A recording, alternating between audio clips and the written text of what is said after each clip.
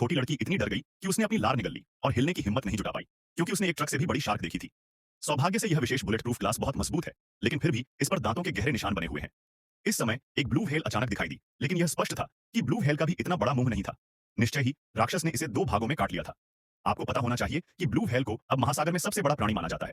यदि वह इसे एक ही बार में निगल सकता है, तो इसकी केवल एक ही संभावना है।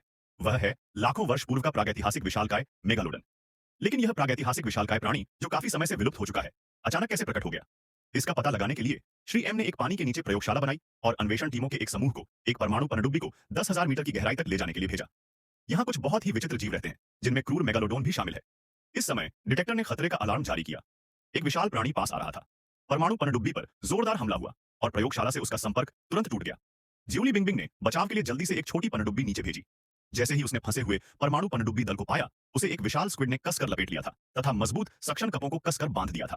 ऐसा लग रहा था कि पनडुब्बी फटने वाली थी, लेकिन इस समय विशाल स्क्विड ने अचानक बैंगनी कचरा स्याही छोड़ दी और मोटे स्क्विड पैर धीरे धीरे ढीले हो गए।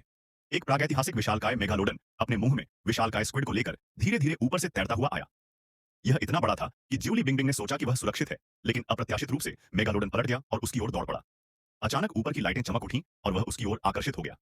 यह सही है, सबसे कट्टर आदमी गुओदासी डैनसेन समय पर पहुंचे। उन्होंने मेगालोडोन को ऊपर ले जाने के लिए अनगिनत फ्लेयर्स छोड़े और फिर इस अवसर का उपयोग लोगों को शीघ्रता से बचाने के लिए किया। यद्यपि वह सुरक्षित प्रयोगशाला में लौट आया, लेकिन एक बड़ा संकट सामने आया। पूर्वी चीन सागर में 3 मछली पकड़ने वाली नौकाएं पहले ही शाकों में अपनी जान गंवा चुकी है। जब लाओ गुओ और अन्य लोग वहां पहुंचे तो समुद्र की सतह पहले से ही अस्त व्यस्त हो चुकी थी और बिना पंख वाली छोटी शार्क मछलियां हर जगह तैर रही थीं। इस समय क्रूर विशालकाय जानवर धीरे धीरे आ रहा था। इस विशालकाय जानवर को पकड़ने के लिए लाओ गुओ अचानक गहरे समुद्र में कूद गया।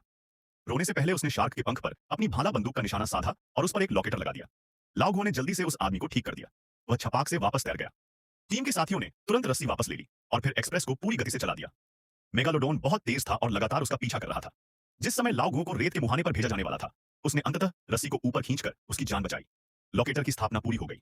विशालकाय जानवर के शिकार का दूसरा चरण आधिकारिक तौर पर शुरू हो गया। उन्होंने भाले वाली बंदूक में ऐसा जहर डाला जो 100 हाथियों को मार सकता था। इस कठिन कार्य को ज्यूली बिंगबिंग ने स्वेच्छा से किया।